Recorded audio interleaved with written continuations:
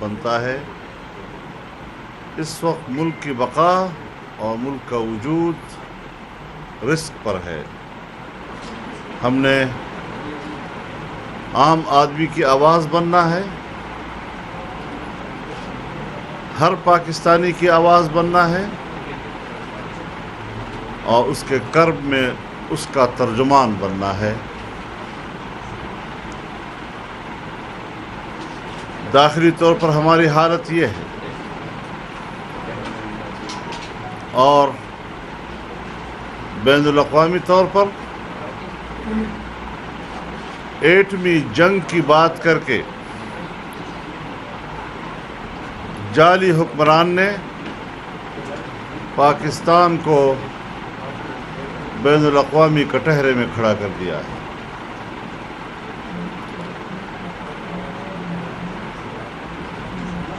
جنگ کی دھمکیوں پہ آنا یہ سفارتی ناکامی کا اعتراف ہوا کرتا ہے۔ مکمل طور پر سفارتی ناکامی کشمیر کا مقدمہ لڑنے میں مکمل ناکام،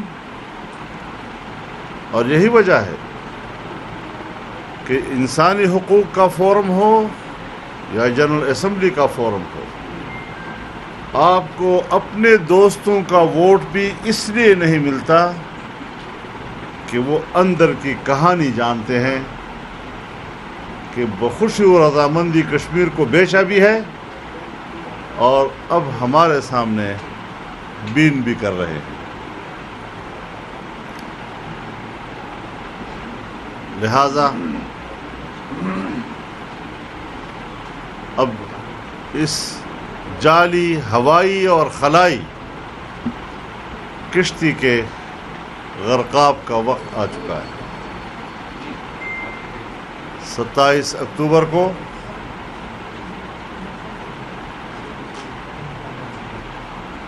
یوم سیاہ منانے میں کشمیریوں کے ساتھ یکجہتی سے ہمارے آزادی مارچ کا آغاز ہوگا اور ملک کے ہر کونے سے قافلے اسلام آباد کی طرف روانہ ہو جائیں گے۔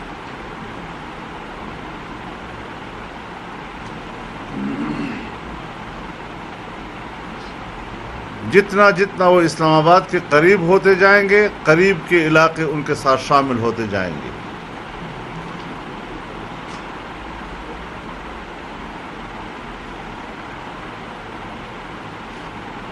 ہم یہ بھی واضح کر دینا چاہتے ہیں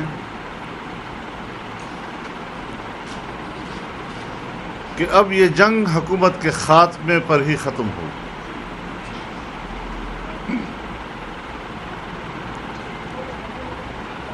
ہماری جنگ کا میدان پورا ملک ہوگا۔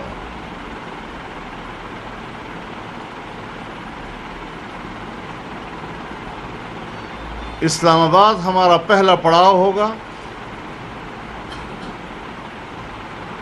اور اس کے ساتھ ہی ہم بی اور سی پلان کی طرف بھی جائیں گے۔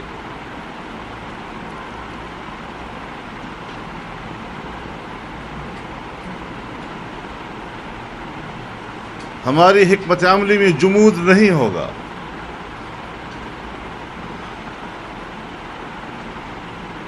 ہم صورتحال سے نمٹنے کے لیے اپنی حکمت عملی تبدیل کرتے رہیں گے۔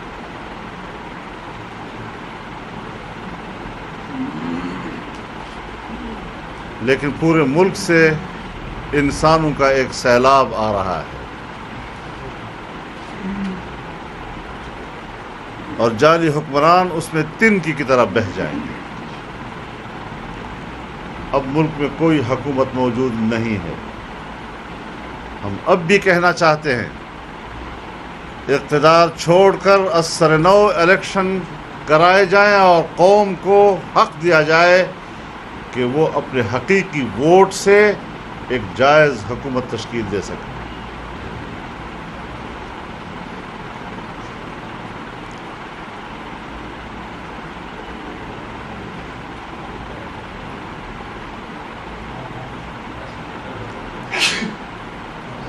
ہر طبقہ اور ہر شعبہ زندگی سے وابستہ لوگ اس وقت کرب میں مبتلا، چاہے عام آدمی ہو، چاہے ہماری بزنس کمیونٹی ہو،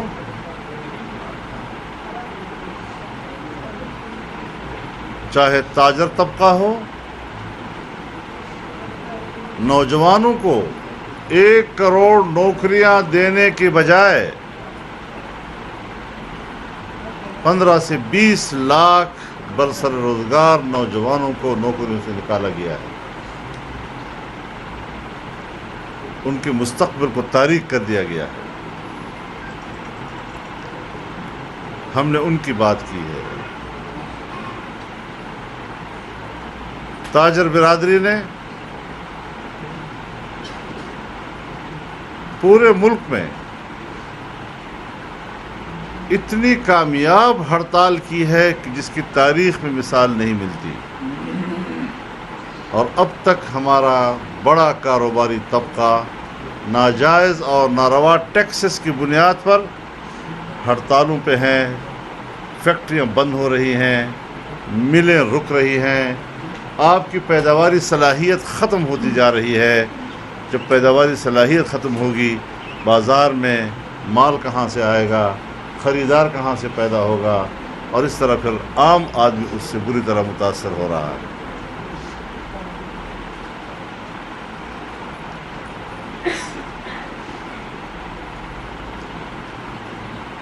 تو ایک ناجائز حکومت اور پھر نااہل حکومت، اب اس کا جانا ٹھہر گیا ہے۔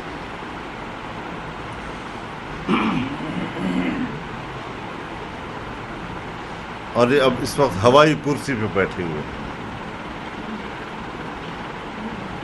یہ ہمارا آخری اور حتمی فیصلہ ہے انشاءاللہ العزیز، اللہ سے مدد کے طلبگار ہیں۔ مولانا صاحب یہ بتائیے امکانات یہ ظاہر کیے جا رہے ہیں کہ ایک تو آپ سمیت کی لیڈرشپ ہے، اس کی گرفتاریاں یا نظر بندی کی طرف بھی کیے جا رہے ہیں۔ اس کے ساتھ دوسرا یہ بھی بتائیے کہ آپ لوگ ایک ایفرٹ کر رہے ہیں کہ جو دیگر اپوزیشن پارٹیاں ہیں وہ آپ کے ساتھ شامل ہوتے ہیں۔ کل بھی درانی صاحب سے ملاقات ہوئی، دیگر پارٹیوں کے ساتھ ملاقات ہوئی۔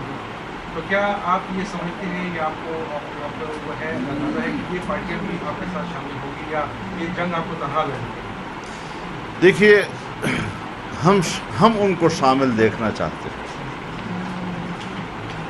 جب سب کا اس بات پر اتفاق ہے کہ 25 جولائی 2018 کے الیکشن جعلی تھے، نتائج قبول نہیں ہیں، بدترین دھاندلی کی گئی تھی، اور دوبارہ الیکشن کے مطالبے پر ایک اتفاق رائے موجود ہے، تو پھر تمام پارٹیاں اس مطالبے میں ایک پیج پہ ہونے چاہیے اور ایک سٹیج پہ ہونے چاہیے۔ دوسری بات، جہاں تک گرفتاری کی بات ہے، جب آدمی اس طرح میدان میں اترتا ہے تو پھر وہ گرفتاری کی پرواہ نہیں کرتا۔ اور ایک بات بڑی وضاحت کے ساتھ کہہ دوں کہ گرفتاریوں سے اشتعال بڑھے گا۔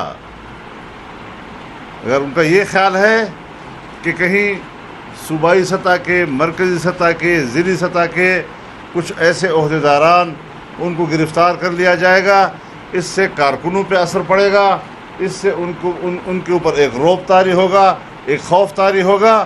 خوف اتر چکا ہے، اب اشتعال قیادت کے کنٹرول میں ہے۔ اگر قیادت جیل میں جاتی ہے تو پھر اس اشتعال کی کوئی حد نہیں ہوگی، اور پتہ نہیں کس کے لیے پاکستان کو اتنے بڑے بحران کی طرف دھکیلا جائے گا۔ زرداری صاحب ہمارے ساتھ ہیں، زرداری صاحب ہمارے ساتھ ہیں، اس موقف میں ہمارے ساتھ ہیں، ان کی پارٹی سے ہمارا بھرپور طور پر رابطہ ہے، تمام سیاسی جماعتوں کے ساتھ ہمارے رابطے ہیں، اور کہیں سے بھی ہمیں کوئی مایوسی نہیں مل رہی ہے۔ مولانا صاحب یہ بتائیں کہ یہاں صوبائی حکومت نے بھی کہا ہے کہ مولانا صاحب مدارس اصلاحات سے ڈر رہے ہیں، اس لیے وہ نکلے ہیں، اور ہم مدارس کے بچوں کو اس دھرنے میں کسی صورت شامل نہیں ہونے دیں گے۔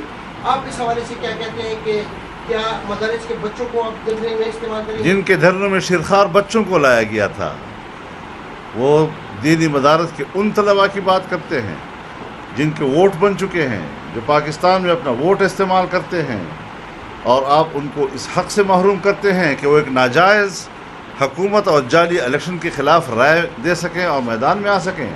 یہ کارڈ تمہارا فیل ہو چکا ہے. مدارس والا کارڈ فیل ہو چکا ہے اور اس سے کوئی اثر ہمارے مدارس اور طلباء نہیں لے رہے. اور یہ بھی بتا دوں کہ مدارس کی تعداد اس پورے سیلاب میں بہت معمولی ہوتی ہے، آٹے میں نمک کے برابر.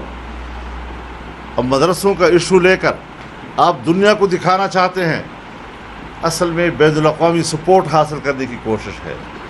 ہم جانتے ہیں کہ نیو یارک میں اس نے کس سے ملاقات کی ہے.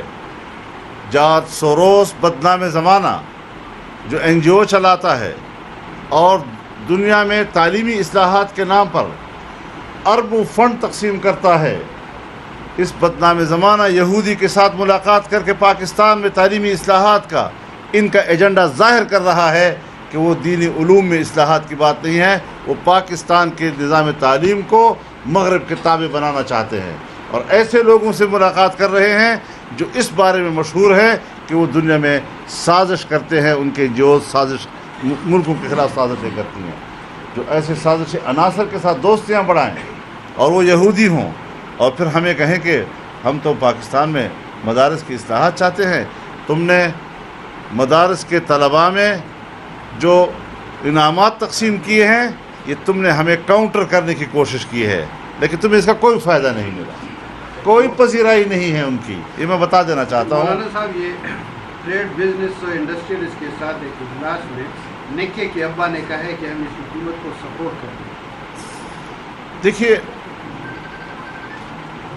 میں اداروں سے کہنا چاہتا ہوں، اسٹیبلشمنٹ سے کہنا چاہتا ہوں، میں بیوروکریسی سے کہنا چاہتا ہوں، میں پولیس سے کہنا چاہتا ہوں کہ ایسی ناجائز حکومت کی پشتیبانی نہ کریں، ان سے دستبردار ہو جائیں.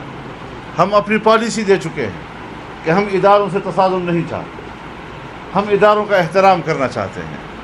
ہم ان کے ساتھ ایک بہترین تعلق جو ایک ریاست کے ادارے کے ساتھ ہونا چاہیے اس معیار کو برقرار رکھنا چاہتے ہیں. اب اگر ادارے خود ہی عوام کے ساتھ تصادم لینے کی پالیسی اختیار کرتے ہیں، آنے والے کل میں قصور کس کا ہوگا اگر اداروں کو نقصان اچھا مولانا صاحب یہ بتائیں گا، کل سینئر سرمایہ وزیر عاطف خان نے بیان دیا کہ مولانا صاحب کو اسلام سے زیادہ اسلام آباد کی فکر ہے، یا آپ ان کہنے پہ جا رہے ہیں جو سلیکٹر ہیں جن کو سلیکٹ کیا وہ اٹھا گئے ہیں موجودہ حکومت سے، وہ چاہتے ہیں کچھ اور. دیکھیے، اگر اسلام آباد جانا برا ہے تو اس کا نام اسلام آباد کیوں رکھا ہے؟ اسی لیے رکھا ہے کہ پاکستان کا دارالخلافہ اسلام آباد ہے، اور ہم نے اگر اسلام کے حوالے سے پیش رفت کرنی ہے تو وہ بھی تو اسلام آباد ہی سے ہوگا نا. تو اس اسلام آباد سے جس سے تم بین الاقوامی سازشوں کے لیے استعمال کرتے ہو، ہم نے آپ سے اس اسلام آباد کو پاک کرنا ہے. یا سلیکٹر موجودہ حکومت سے اٹھا گئے ہیں، جی، یا سلیکٹرز موجودہ حکومت سے اٹھا گئے ہیں. انسانی فطرت کا تقاضا تو یہ ہے کہ ہمارے ادارے جو ہیں وہ اب اس سے مایوس ہوں، اکتائے ہوئے ہوں، اور وہ بھی چاہیں کہ اس سے کسی طرح جان چھوٹ جائے. لیکن مجھے تعجب ہوتا ہے کہ اتنی واضح ناکامیوں کے بعد، اتنے واضح بحرانوں کے بعد بھی وہ اگر کہتے ہیں کہ ہم ان کا ساتھ دیں گے تو مجھے اس عقل و خرد پر حیرت ہوتی ہے. مولانا صاحب، حکومت کے کچھ حلقے بڑے کانفیڈنٹلی یہ بات کہتے ہیں کہ 27 اکتوبر سے پہلے کچھ ایسا ہو جائے گا کہ مولانا صاحب اپنا ارادہ بدل دیں گے. ایک یہ بات. دوسری بات یہ ہے کہ آپ خود کو جمہوریت کو تقویت دینا کوئی آپ سے سیکھے، لیکن آج آپ اس جمہوریت میں اعتراض لے کے آ رہے ہیں. کافی مسائل تو ہوں گے، سڑک پر جانا ہوگا، کیس بھی برداشت کرنے ہوں گے، ڈنڈے بھی، بہت سارے مسائل ہوں گے. ہم نے جب احتجاج کیا ہے، الیکشن کو تسلیم نہیں کیا، تو ہم عوام کی طرف گئے. تو اس سے بڑی جمہوریت اور کیا ہو سکتی ہے؟ مذہبی لوگ ہونے کے باوجود، داڑھی پگڑی والے کے باوجود، سب سے بڑی طاقت وہ جمہوریت کا ساتھ دے رہی ہے، وہ آئین کے ساتھ کھڑی ہے. اور آپ سمجھتے ہیں کہ ہم جمہوریت کے خلاف بات کر رہے ہیں؟ پہلی بات کیا کی تھی آپ نے؟ 27 اکتوبر سے کچھ ہو جائے گا. ہاں، 27 اکتوبر سے پہلے، 27 اکتوبر سے پہلے کوئی جو بڑی تبدیلی آ سکتی ہے ہماری اسٹریٹجی میں، وہ جعلی حکمران کے استعفے کی صورت میں آ سکتی ہے، اور یہی سب سے بڑا امکان ہے. هذا مو ملقري دي دعاء فارم كنا مولانا صاحب انہوں نے تعریف کے لیے بھی آپ سے ریکویسٹ کی ہے 27 اکتوبر کے علاوہ کوئی تعریف نہیں اس طرح نہیں وہ اتفاق کر لیا ہے سب نے ابھی اچھا، پہلے مولانا بات چل رہی تھی لیکن اب ختم ہو گئی مولانا صاحب یہ بتائیں کہ قاضی حسین احمد کے 3 دھرنے، پھر اس کے بعد عمران خان کے 126 دن کا دھرنا، اس کے علاوہ قادری کا دھرنا اور رضوی کے دھرنا اور آپ کے دھرنے، ان میں کیا فرق ہے؟ یہ آزادی مارچ ہے اور اس میں آپ دیکھیں گے کراچی سے لے کر تربت اور مکران سے لے کر چترال اور گلگت بلتستان سے لے کر دنیا اس طرف آ رہی ہوگی، آپ کو نظر آئے گی. کوئی راستہ ایسا نہیں ہوگا جہاں سے عوام اسلام آباد کی طرف نہ آ رہے ہوں. یہ دھرنے ورنے کا لفظ چھوڑ دیں، یہ آزادی مارچ ہے اور بڑی سنجیدہ صورتحال ہے. اس وقت عام آدمی کے کرب جو ہے اس کی ایک نمائندگی ہے، کسی خاص ایشو پہ نہیں ہے.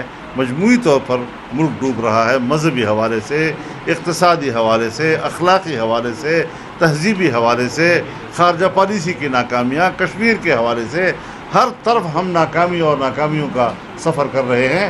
اس سے ہم نے ملک کا رخ کس طرح پھیر رہا ہے کامیابیوں کی طرف. مولانا صاحب بریگیڈیئر اجاز شاہ صاحب 2-3 چینلز پر انہوں نے انٹرویو دیا اور وہ کہتے ہیں مولانا صاحب بڑے سیزن پالیٹیشین ہیں اور وہ میں جتنا انہیں جانتا ہوں تو وہ اسلام آباد نہیں جائیں گے. ان کو اتنی تسلی کیسے ہے؟ میرے خیال میں کل آپ نے سن لیا نا کہ ہمارا تو یہ خیال نہیں تھا.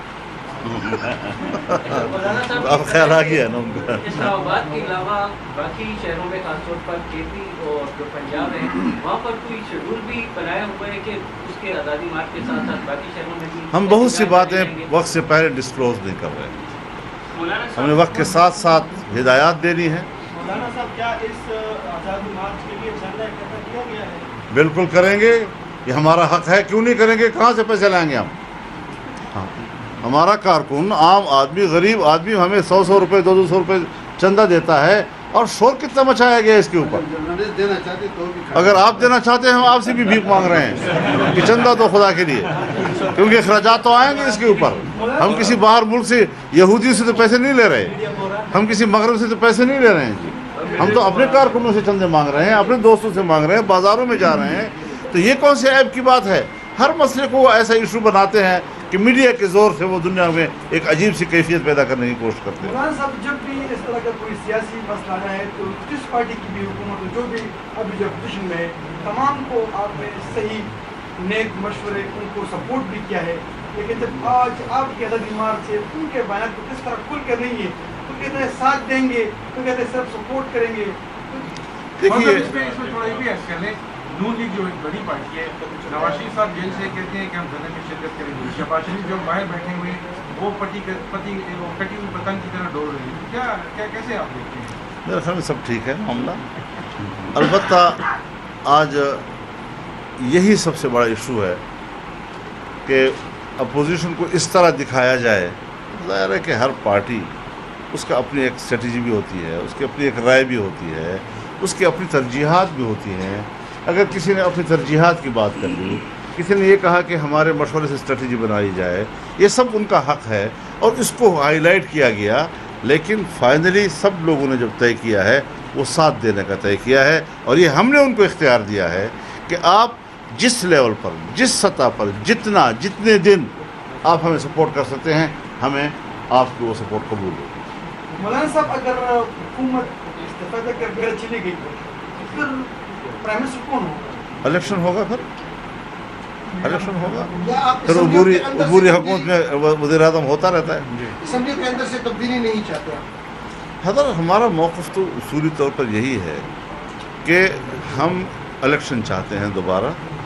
اب زمینی واقعات، حالات کیسے بنتے ہیں اس کو آپ بھی دیکھ رہے ہیں، ہم بھی دیکھ رہے ہیں کیا صورتحال بنتی ہے.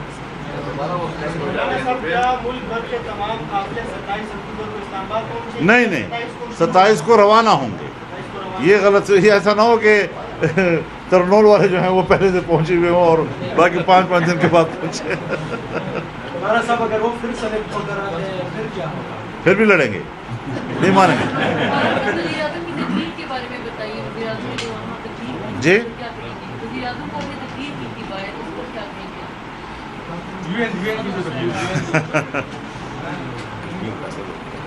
تو انہوں نے کیا تقریر کی ہے؟ ایسی تقریر کہ اگلے ہی روز اقوام متحدہ میں انڈیا ووٹ جیت گیا اور ہم ہار گئے. کیا تقریر دی ہے؟ ہم تقریروں پہ جائیں گے یا آپ کے ڈپلومیٹک ایفرٹس پہ جائیں گے؟ آپ کی سفارتی محنتیں کتنی مؤثر ہیں اس میں جائیں گے؟ آپ نے اقوام متحدہ کے انسانی حقوق کونسل جس کا انعقاد جنیوا میں ہوا، عجیب قوم سے مذاق کیا کہ ہمارے پاس 58 ووٹ ہیں اور کل ووٹ 47 ہیں،